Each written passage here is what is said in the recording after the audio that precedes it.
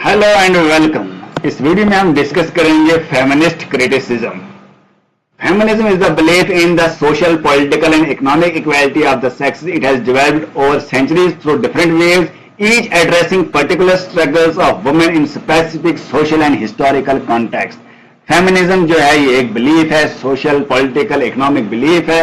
ये बताता है कि सेक्सेस के बारे में इक्वालिटी होनी चाहिए मेल और फीमेल के बीच में, और ये जो फीमेल की वॉइस जो है ये सेंचुरीज से डेवलप हो रही है। अलग अलग वेव्स में अलग अलग राइटर्स आए, स्ट्रगल किया और अलग अलग हिस्टोरिकल पीरियड में अलग अलग वॉइसेस आए और जो फेमिनिज्म की बात करने लगे।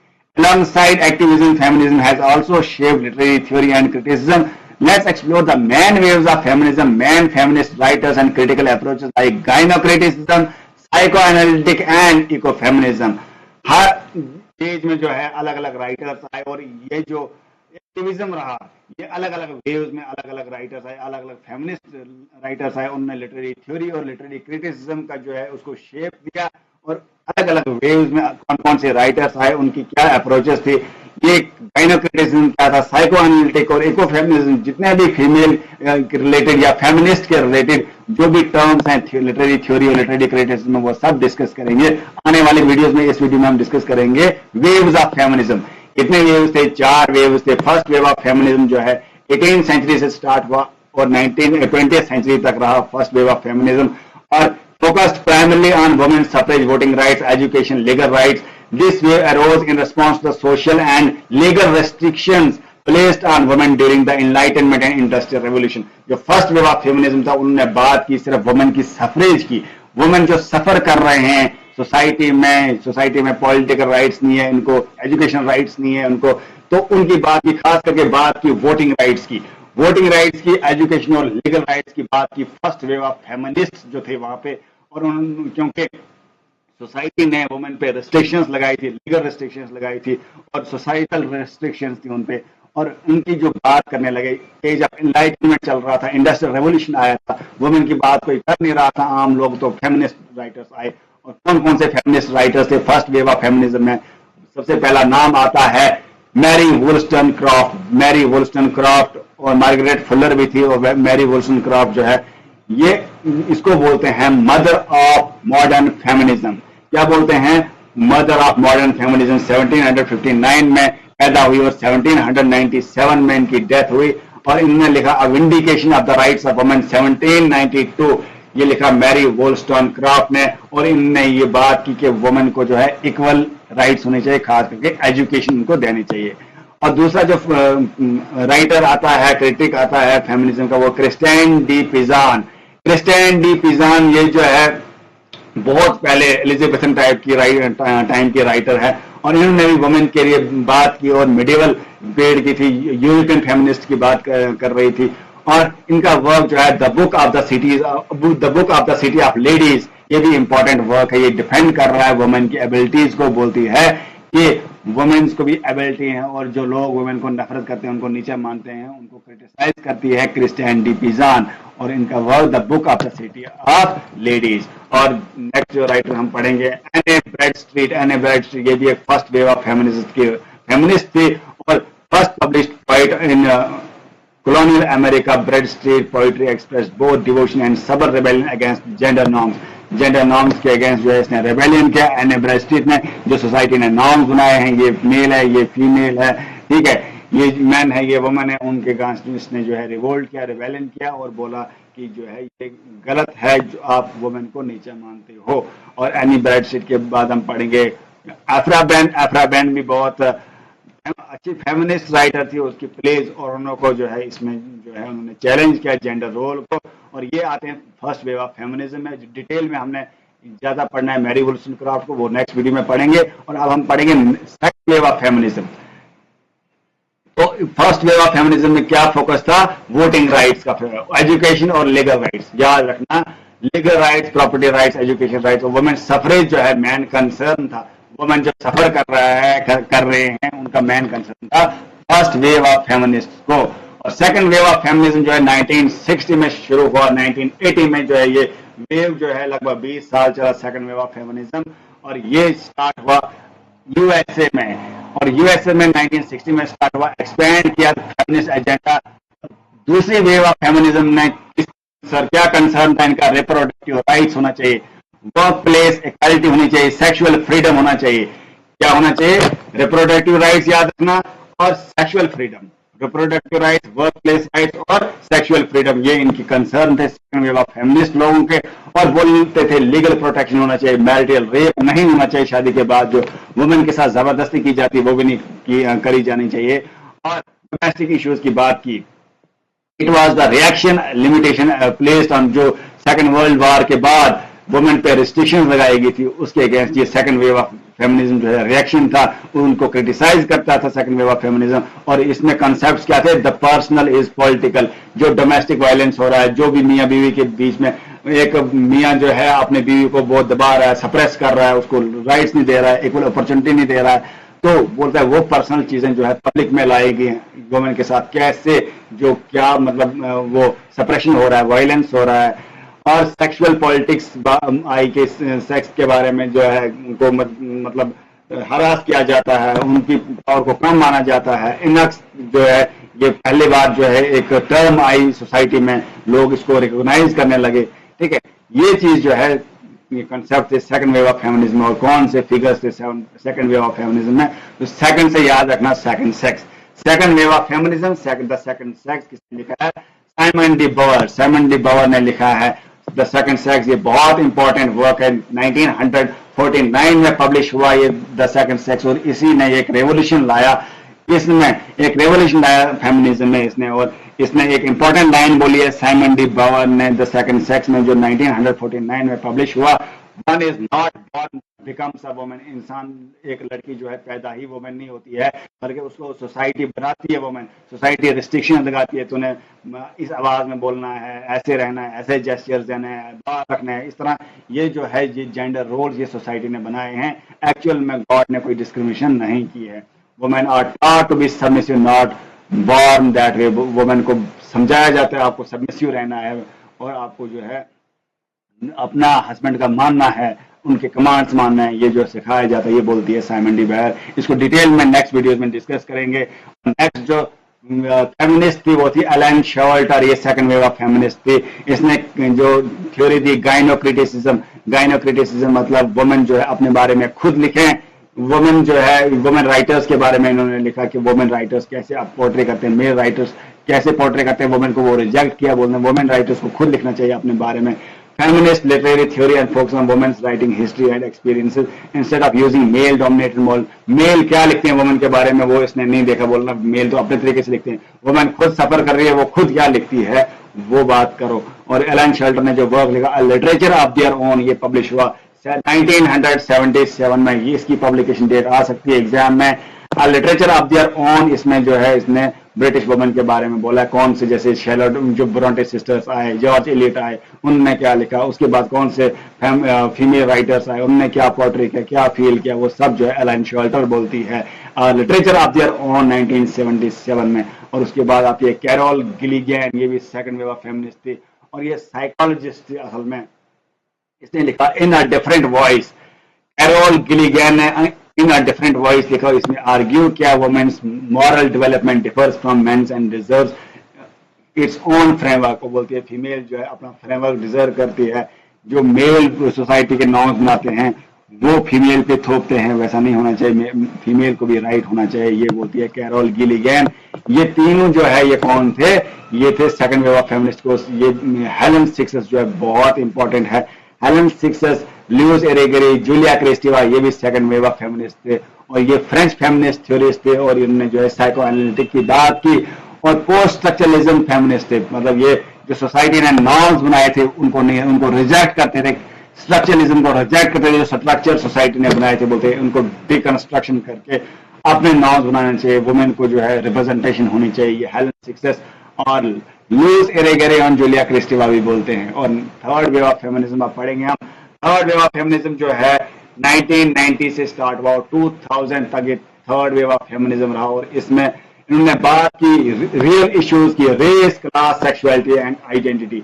अब जो है वुमेन को जो वर्क प्लेस राइट्स मिल गए थे, अब जो वुमेन को जो है सेक्सुअल एब्यूज, डोमेस्टिक जो मैरिटल रेप पे रोक लगी थी, अब वो बात करने लगे, किसकी बात करने लगे, race, class, sexuality and identity की वो बात करने लगे। उस आइडिया को जो है ये करने क्या करने, rejected the idea that there is one universal female experience, emphasise intersectionality, the overlapping nature of social identity. और इन्होंने बोला कि वह एक यूनिवर्सल एक्सपीरियंस है फीमेल का, और इनने एम्फसाइज किया कि उनको जो है छोटी रेस नहीं मानना चाहिए, सेक्सुअलिटी पे उनने बात की, उनने क्लास की बात की, हमें इक्वल मानना चाहिए। और थर्ड वेव ऑफ फेमिनिज्म, ये याद रखना, ये थर्ड वेव ऑफ फेमिनिज्म शुरू किसने किया था, रेबेका वाल्कर, ये याद रखना, ये एलाइस वाल्कर की बेटी थी।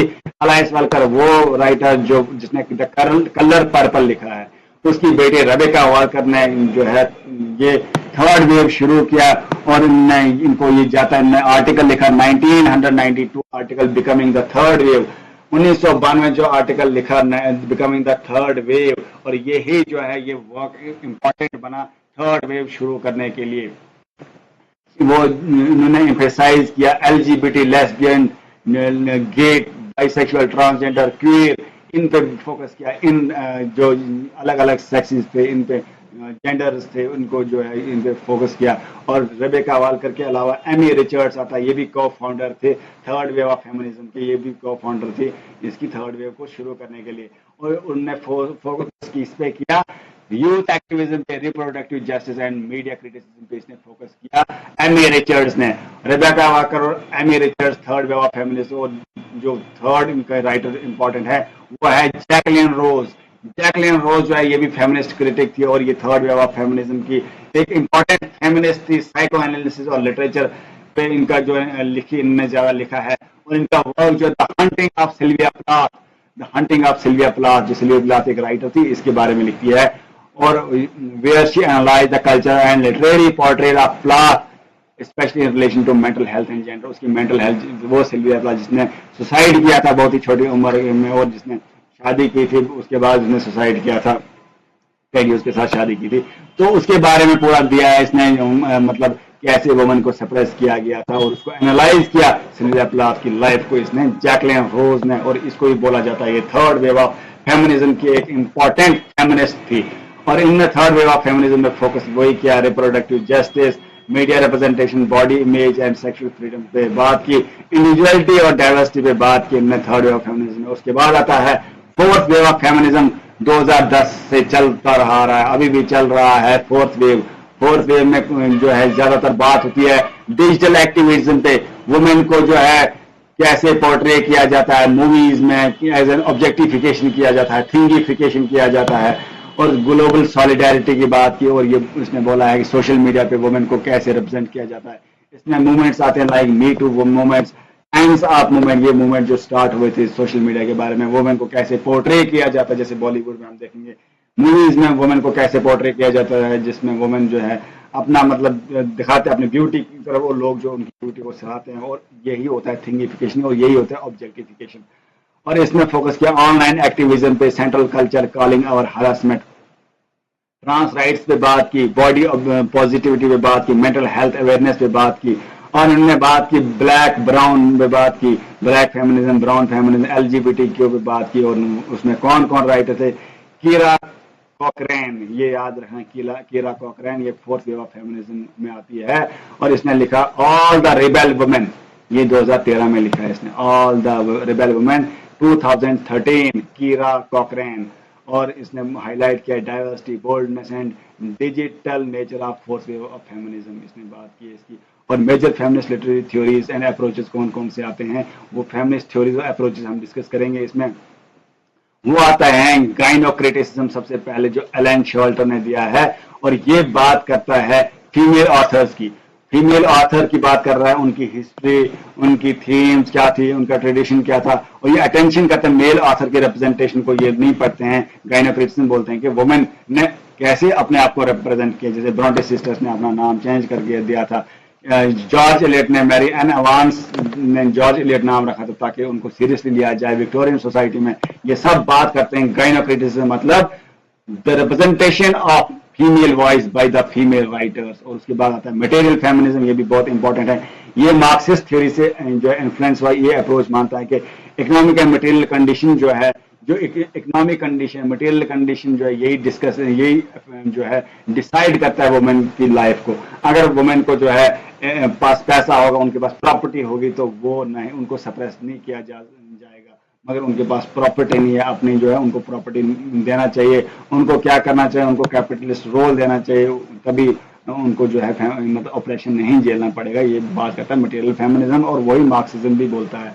मार्क्सिस्ट फेमिनिज्म क्या बोलता है कि women's operation is tied to capitalism and class structures, educates restrictions on economy and eliminate gender labor divisions.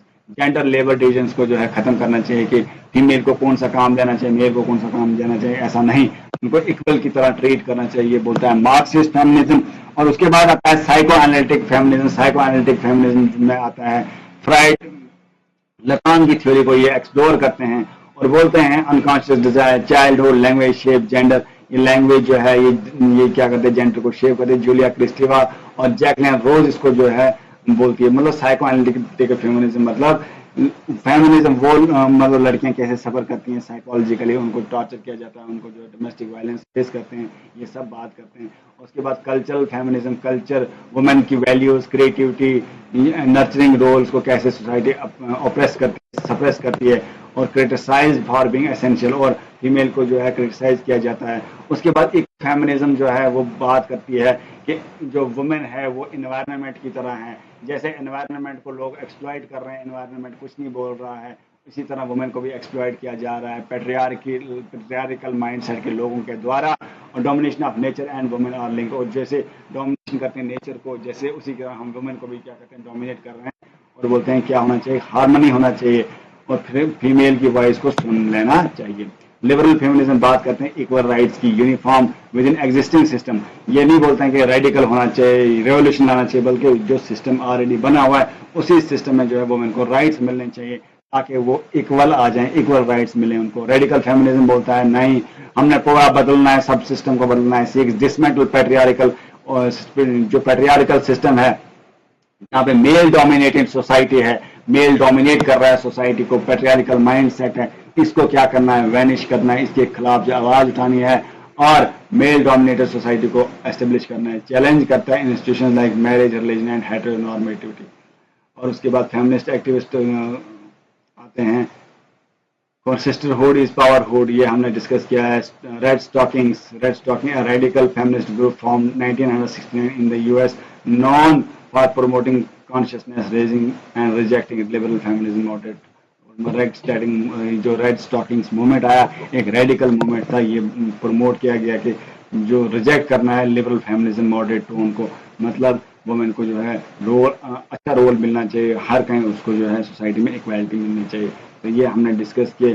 Feminism is not a single movement but a rich evolving tapestry of ideas, struggles and theories from voting rights on sexual politics and ये literary criticism to digital activism, ये पढ़ना आप इसको। feminism continues to challenge oppression and imagine new possibilities whether through the writings Mary Wollstonecraft, Ellen Shelter, Rebecca Walker, or through modern digital campaigns. Feminism remains a vital force for change in society and literature. ये है total इसके बारे में। Next video में हम feminist जो जितने भी क्रिटिक्स थे, जितने भी थ्योरिस्ट थे, उनको डिटेल में डिस्कस करेंगे। मिलते हैं नेक्स्ट वीडियो में, तब तक के लिए बाय। इस चैनल को सब्सक्राइब करना ना भूलें। Thank you.